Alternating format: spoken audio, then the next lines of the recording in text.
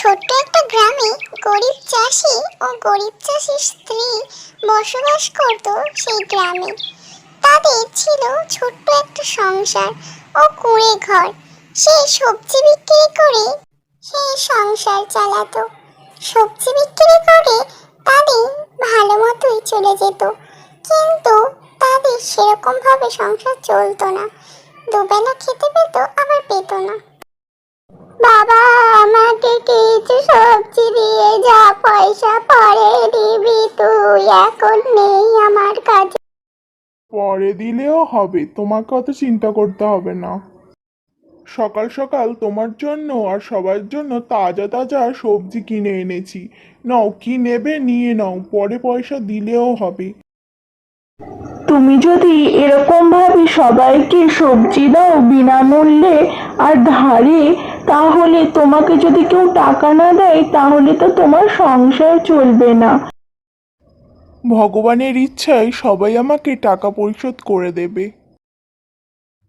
অনেক জোরে খিদে পেয়েছে, সারাদিন সবজি বেচে আর পারছি না। খাবার নিয়ে এসো গিন্নি, যাও, অনেক খিদে পেয়েছে আজকে। সকাল থেকে কিচ্ছুটি খাওনি, হাত মুখ ধুয়ে এসো, আমি খাবার বেড়ে দিচ্ছি। তোমার আর সেসব নিয়ে চিন্তা করতে হবে না। গরিব চাষি ও তার স্ত্রী সারাদিন ভাত খেয়ে কাটিয়ে দিত একবেলা, আবার কখনো তাও পেত না। গরিব চাষির স্ত্রী কাজ করত লোকের বাড়ি, সেই টাকায় আর সবজি বিক্রি করার টাকায় তাদের সংসার চলে যেত কোনো মতে।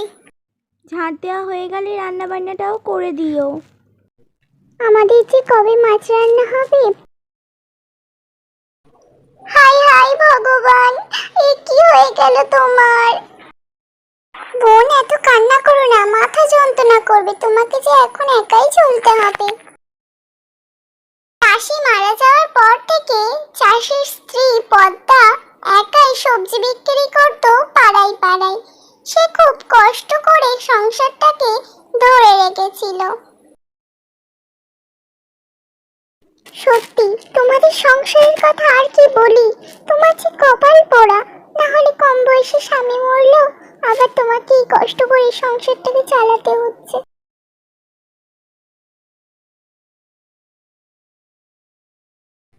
তোমার স্বামী 2 বছর ধরে এই ঘরে আছে তোমার নিয়ে, একটা পয়সা পাঠাইনি, তাই আমি বাধ্য হয়ে চলে এলাম শহর থেকে।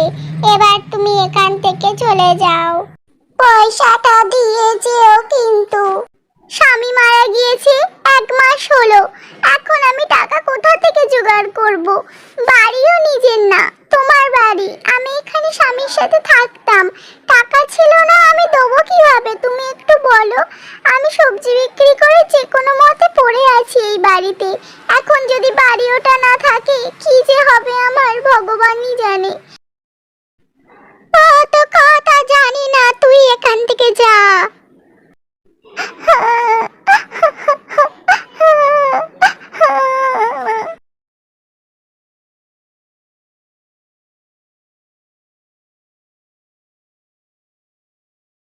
তুমি এত রাতে এখানে বসে কাঁদছো কেন? তোমার কি হয়েছে আমাকে বলো।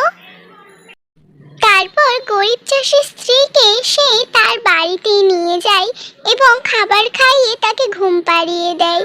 তারপরে সে নিজের আসল রূপে আসে এবং তাকে আশীর্বাদ করে তাকে একটা ঘর ও কটা গরু দিয়ে যায়, যাতে গরিব চাষির স্ত্রী ভালো মতো নিজের সংসারটাকে চালাতে পারে। Thanks for watching my video.